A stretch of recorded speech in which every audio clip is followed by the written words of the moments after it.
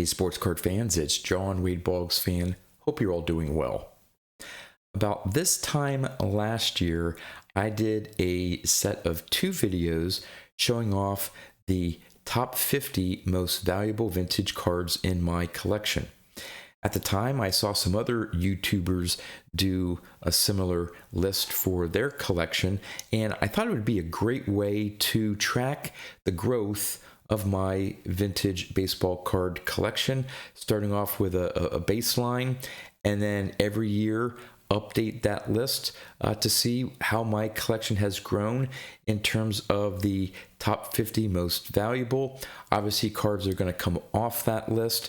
Some cards are going to come on the list, all depending on what cards I buy throughout the year, what the value of some of those cards do throughout the year, whether they go up in value or down in value. I think some people may see these types of videos as flexing. I don't particularly. Once you start seeing this list here, it's not going to be filled with comma cards or super rare cards. Maybe once you get into the top 5 or so. Again, I'm still starting off. I'm still rather new to a vintage collection. So some of the cards on here, I love as part of my collection, but they may not be super valuable or rare. But nonetheless, again, I find this a really fun exercise to do. Now this is the 2nd year I'm doing it. It's interesting to see how some of the cards have changed within the top 50. So again, I'm going to be breaking the top 50 down into 2 separate videos. This video here is going to be looking at cards numbers 50 to 26, and then I'll be following that up with another video showing off the top 25, numbers 25 to number 1. Now in this video, when I show off the card, I'm going to show what the value is currently, what the value was last year when I did the video, and what position that card fell within the top 50, and of course compare that to where it falls on to the top 50 this year. As for the pricing, I used VCP average price. I know some of the others out there may use the most recent sale price.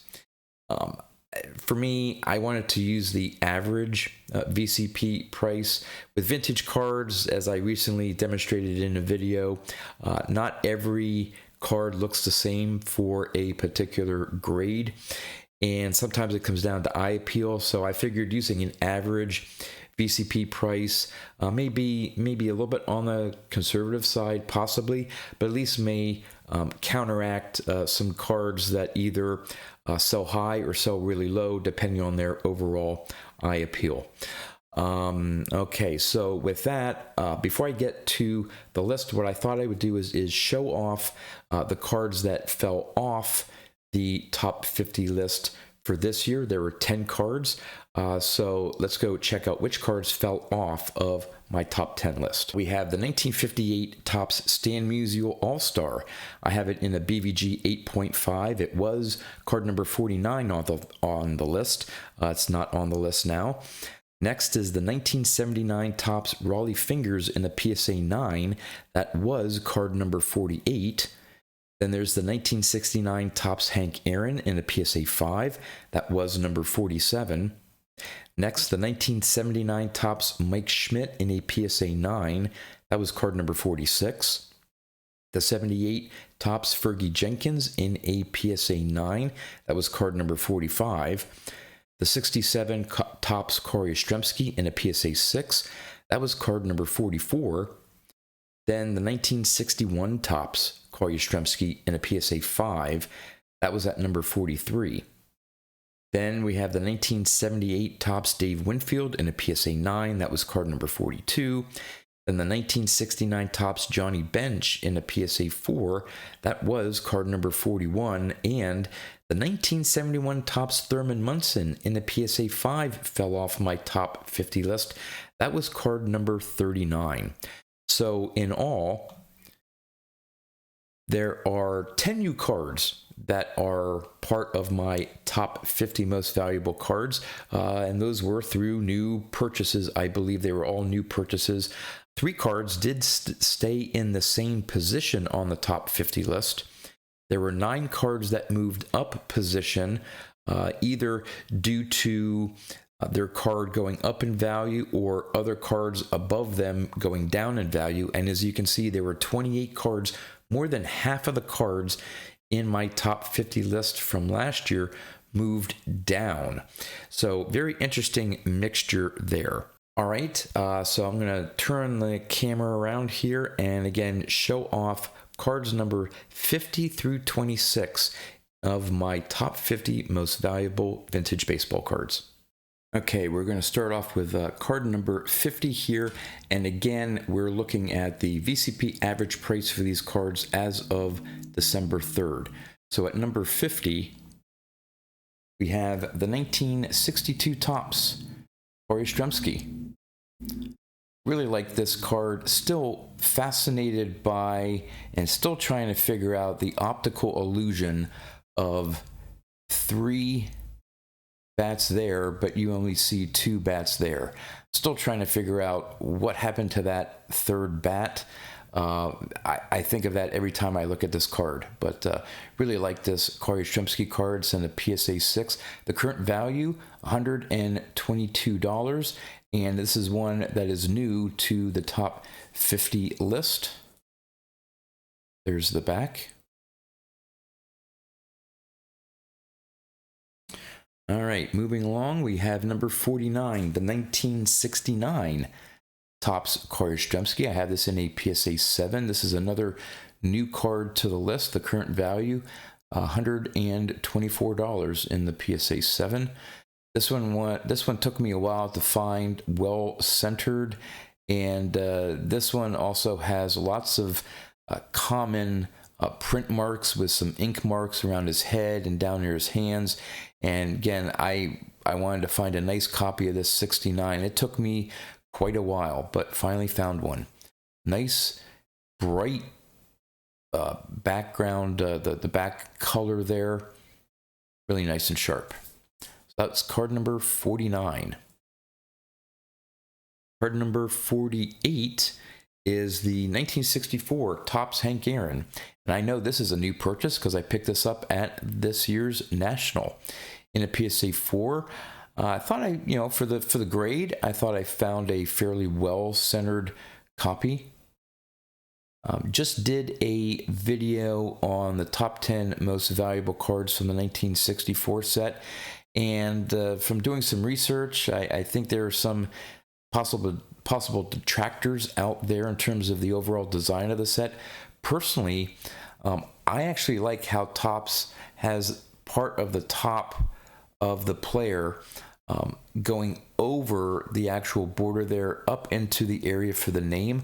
I think it sort of gives not quite like a 3D look, but I really like the overall design of the 64 set and really like this image here of Hank Aaron. The current value on this is $129, and again is number 48 on my list. All right, at number 47, we have the 1967 Topps Hank Aaron. This one's in a PSA 5. Last year, this was valued at $149 and was at number 34 on the list. So it's dropped down, 13 spots on the list. The current value is $129. Back's a little off center, but for me, I think the price point that I was able to pick this up and the fact that it was a 5, I love the centering on the front, and so the back doesn't bother me that much. But there's the 67 Topps Hank Aaron. All right, at 46, we have the 1960 Topps Stan Musial, a card that I've had in my collection for some time, obviously because it's in a BVG slab. But this is a BVG 7, pretty nice centering, not perfect. Really like the design of the 1960 Topps set there. The green is pretty solid there, as well as the orange background. Sometimes you get a lot of print marks or those fish eyes on some of the 1960 cards in that area, or down at the bottom for the name. So that's nice and clean. Last year, this card was at number 50 on my list and was valued at $100. This is one of the few cards that, at least again regarding BVG pricing, currently this card is at $137. So this is one of the few ones that has moved up on my top 50 list to number 46. At number 45, the 1952 Topps Bob Feller. Just love the colors on this card. Hey, it's a PSA 2, but it fit my budget, and for fairly well centered, one for PSA 2 and the other being the 1952 Topps. Sometimes really hard to find a well centered copy. Not perfect, but that yellow background there is pretty solid. Love the blue and red on the cap, the Indians logo there. Last year, this card was number 38 on the list and has fallen down. Last year, it was valued at $130, and now worth a little bit more, $137. But even though it went up $7, it dropped 7 spots on my top 50 list. And here's the back of the card. Card number 45, the 52 Topps Bob Feller. All right, on to number 44, the 1965 Topps Steve Carlton rookie card in a PSA 4. I always tell the story that I passed up on a PSA 5 copy that wasn't as well centered. Got a well centered card, saved some money, very happy that I bought this card. And again, I disregarded the grade. It wasn't about getting a higher grade. It was getting an affordable card that had great eye appeal. And so again, in this PSA 4 here, last year, it was card number 36 on my list and was worth $147. Hasn't dropped too much. It's $143 now, and at spot number 44 on my list, the 65 Topps Steve Carlton rookie card. At 43, we have the 1968 Topps Hank Aaron in a PSA 6. Last year, this was card number 35 on my list and valued at $149. Again, stayed relatively stable in terms of price. It's currently worth $147. Even though it dropped $2, it dropped 8 spots on the list here. So there's the back. Pretty nice back. Overall, really nice copy of that 68 Topps Hank Aaron, card number 43 on my list. At number 42, this is another national pickup this year, this 59 Topps Hank Aaron in a PSA 4. Got a good deal on this. Again, the key for me, the eye appeal. Love the centering on this copy here. And again, it was a good price point because it was graded a 4. Issues on the corners, that does not bother me. I love the 59 backs. Yeah, that the Christmassy color backs. Just really like the design of that. Overall, like the 59 set. Last year, of course, was not on the top 50 list, and this year, the current value right now is $152 in a PSA 4. The 59 Topps Hank Aaron. At number 41, my 1963 Topps Corey Yastrzemski. Another card on my Corey Yastrzemski run that I wanted to get in higher grade. Just again, it was just because of Corey Yastrzemski. Normally, when I'm going to be working on player runs, I'm going to be looking for eye appeal but value. So I'm not going to be worried so much about what the number grade is. I'm not trying to rank high on any registry list or whatever, but just love the image there. It's also the same image used in his for his 1964 Topps card. Last year, it was number 37 on the list and was valued at $139. This card has actually gone up a little bit since last year. Current value, $152. All right, the 63 Topps Corey Yastrzemski, card number 41. At number 40, another card that I've had in my collection for a long time, very long time, the 1966 Topps Mickey Mantle. It's only in a PSA 3. Again, I bought this ungraded, had it graded years ago. To me, at the time, I just wanted a Mickey Mantle. And so I forget what I paid for it, but this is probably going back. I've probably had this in my collection maybe for 20 years. There's some creasing on it and stuff. Obviously, if I was looking for this card today, I probably would pass on this because of the centering. But hey, at this point in time, it's a Mickey Mantle card and happy to have it in my collection. Last year, this card was at number 33 on the list. It has fallen down and it was valued at $159 last year. It's $153 now. So again, pretty much even compared to last year. But there's card number 40, the 1966 Topps Mickey Mantle. All right, at number 39. Where are we here? There we go. All right, the 52 Bowman Warren Spahn, a new pickup for this year, new to the list. This was a card I had in my collection years ago, and shortly after I got divorced, decided that I needed to pay off some bills. Hey, I was a Boggs collector. I had these vintage cards, didn't really fit into my collection at the time, and I sold. I want to say I had at least a PSA 5 and ended up selling it and regretted all those sales. And I'm slowly getting some of those cards back in my collection, and this was one of them, the 52 Bowman Warren Spahn. Love the centering on that, the overall image. Just a great looking card. Obviously, last year was not in my top 50, and the current value of this in a PSA 4 is $155. The 52 Bowman Warren Spahn. All right, at number 38, we have the 57 Topps Willie Mays, another older card in my collection. This one's in a PSA 4. Love the centering on this one.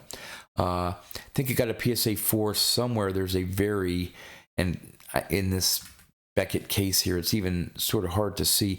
I think somewhere around here, there's a hairline crease. You have to get it at the right angle to take a look at it. But man, if you just look at that from any sort of distance, you can't tell. But it got a 4.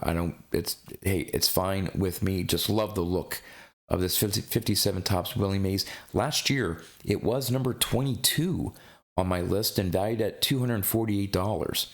Now, some of the Beckett graded cards, when I looked them up this year compared to last year, some of these don't have a lot of sales between last year and this year. This one may have been a case where from last year, maybe there was 1, maybe 2 sales of a BVG 4. And the latest sale, which is the current average, is $166. So that was the reason for the drop in price and spot on my top 50 list. But there's the back, very respectable back, nice and clean. So card number 38, my 57 Topps Willie Mays, one of the few Willie Mays cards I have in my collection. Number 37, a surprise card last year, to be honest with you, and a little surprise it's still this high up, actually, or even in my top 50. It's the 1978 Nolan Ryan, and it's on the list at the spot it is because it's a PSA 8. I can tell you that I did not pay, even though I probably only had this card for 2 years, 2.5 years, maybe. I want to say I maybe paid $50 for this, but with the crazy thing with the card prices. Last year it was $181. Now it has fallen a little bit. It's worth $170 now, but it was as high as number 30 on my top 50 list last year. It is at spot number 37, but sort of glad to see that this Nolan Ryan made the list, because of course I love the 78 top set. So there you go, the 78 Nolan Ryan, card number 37. At 36, we have the 1965 Topps World Series Game 3 Mantles Clutch Home Run. Another older card because it is in that BVG slab. It's in a BVG 8.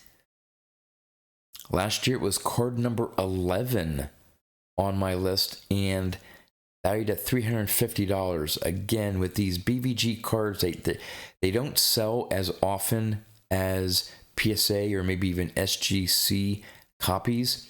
So this one fell dramatically in price. Now in the BVG slab, only worth $180. Again, value doesn't matter to me. I've had this for, again, 15 plus years in my collection.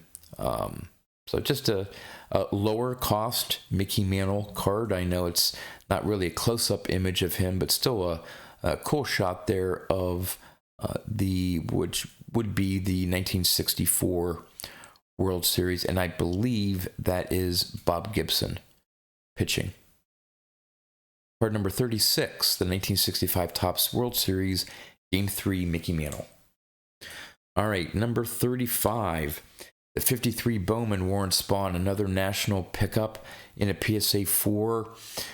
It is, you may say, John, the card's off center, left to right, but with this card, my immediate focus is Warren Spahn, all those colors, that pose he's in. I absolutely love this card. I don't notice the off-centering when I first look at it, so I can appreciate the beauty of this card, and the borders don't factor in it as much. So in a PSA 4, obviously this was not in my top 50 last year. Current value, $181. Really nice back to that as well. Check that out.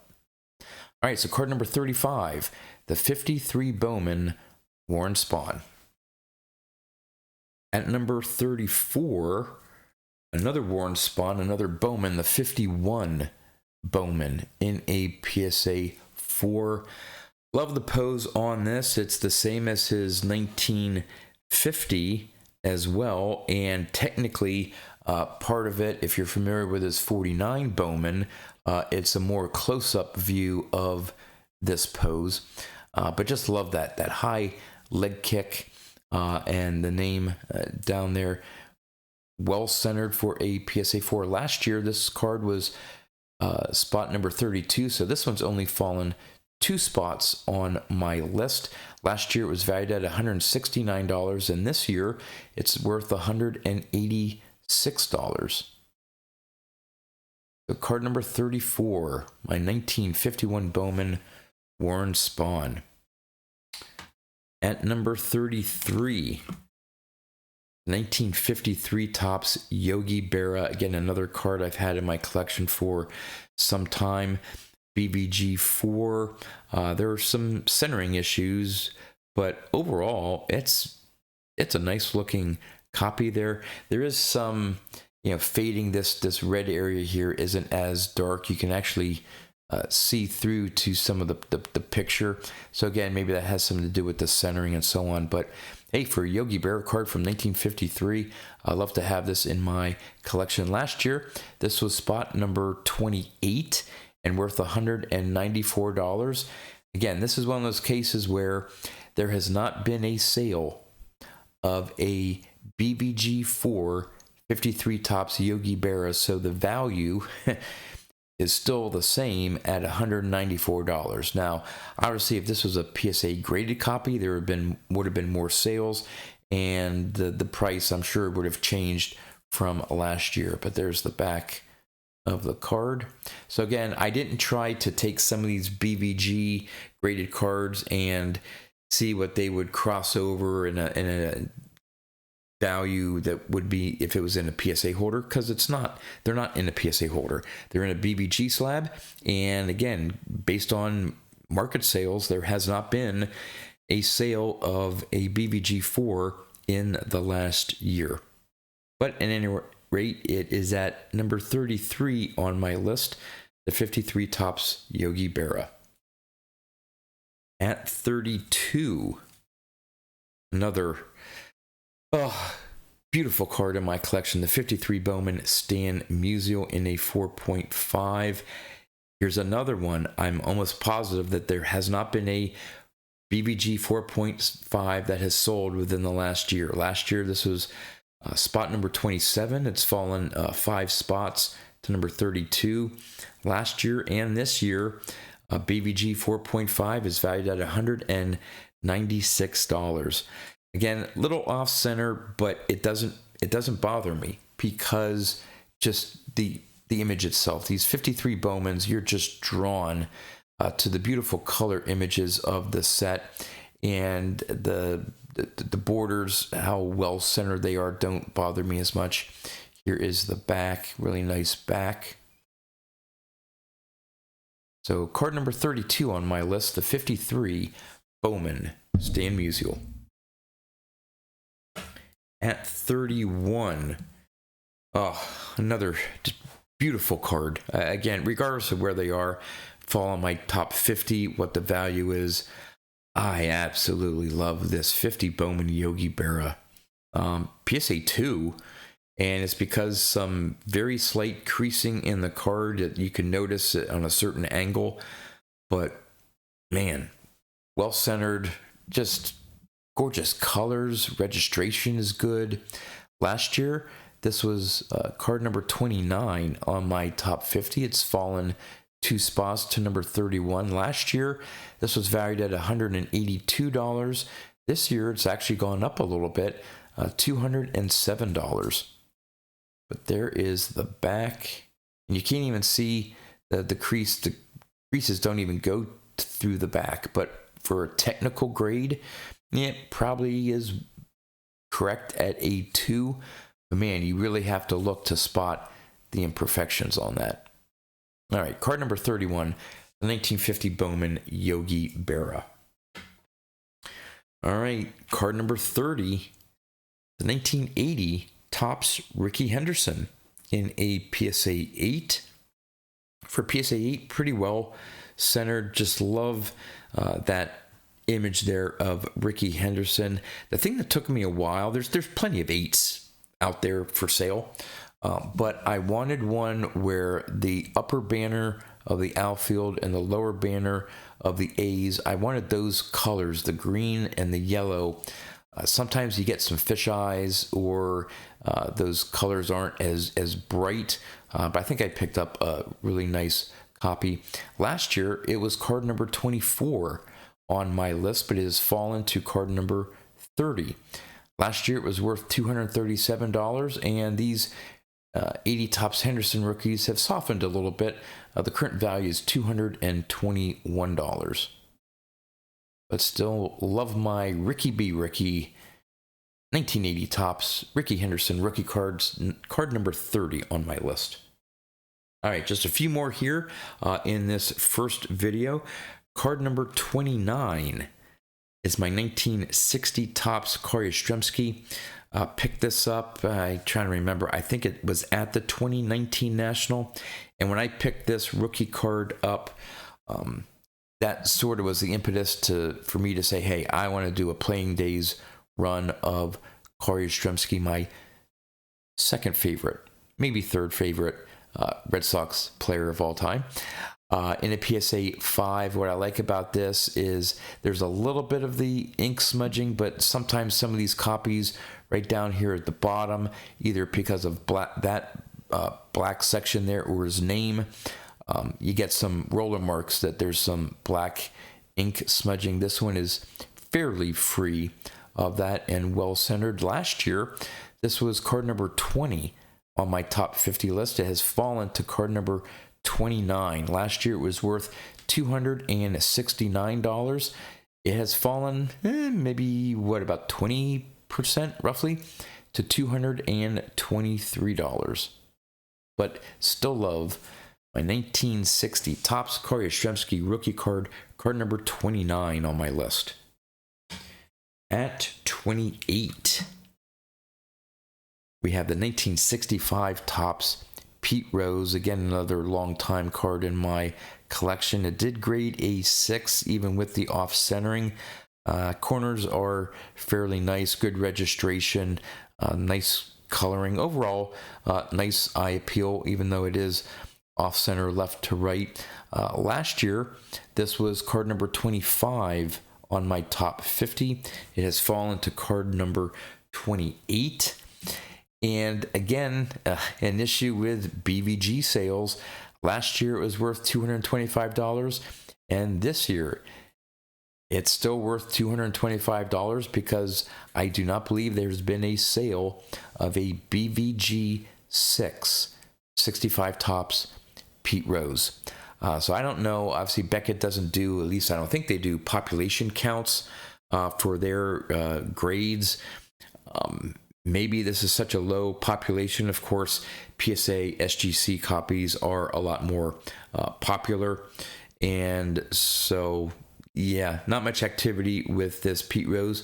But even though the value stayed the same at $225, it slipped 3 spots on my top 50 list. But there you go. The 65 Topps Pete Rose, card number 28. All right, 2 more here in this video. At number 27, the 65 Topps Mickey Mantle. This is one that I've probably had for 20 years, and I had this one and the 66 graded the same time I had the other ones graded, and unfortunately, again, had them graded BVG. Again, had this for such a long time. I knew it wouldn't grade very high, but actually it's fairly well centered. I was surprised at myself 20 years ago when I picked this one up. I actually got one well centered. I'd buy this card today. Obviously, the rounded corners, there may be some creasing within the card there, somewhat hard to see, but definitely the corners are just beat up. But still, it's a 65 Topps Mickey Mantle last year. This was card number 15 on my top 50 list and has fallen all the way down to card number 27. Last year it was valued at $290. There have been a couple sales at least of this Mantle card in a BVG slab, and is now, according to VCP, worth $236. But hey, it's worth more than that to me. A card that I've had for such a long time in my collection, and still have it, and it's a gorgeous looking card overall of Mickey Mantle. All right, the last card in this first video here, card number 26. Finishing off with a bang here, the 1964 Topps Pete Rose. Oh, again, the 64 design, I really like it. That All-Star Rookie Cup, the image of Rose, the reds there, man, this card has so much going for it. So happy with this card. It was card number 23 on my list. It's fallen to number 26. Last year it was worth $246. It's dropped a little bit. Current value $239. But absolutely love this Pete Rose card. You know, it just goes to show that I love the cards in my collection, regardless of where they fall, what they're currently worth. Again, this is just a nice exercise for me to take a look at how my collection has grown in terms of what cards are in my collection, and in a top 50 based on value, I guess, is one metric that I can go by. It's sort of a impartial, so these aren't my top 50 most favorite cards in my collection, because even if I could pick 50, I wouldn't know how to rank them. It would just be too difficult. So ranking them by value is just a fairly easy way for me to do this type of exercise. So hope you enjoyed this video of the first half of my top 50 most valuable cards in my collection, cards number 50 to 26. Would love to know in the comments what you think about the cards that so far make up the top 50 most valuable vintage baseball cards in my collection. And with that, that's all I have for you. So until next time, thanks for watching.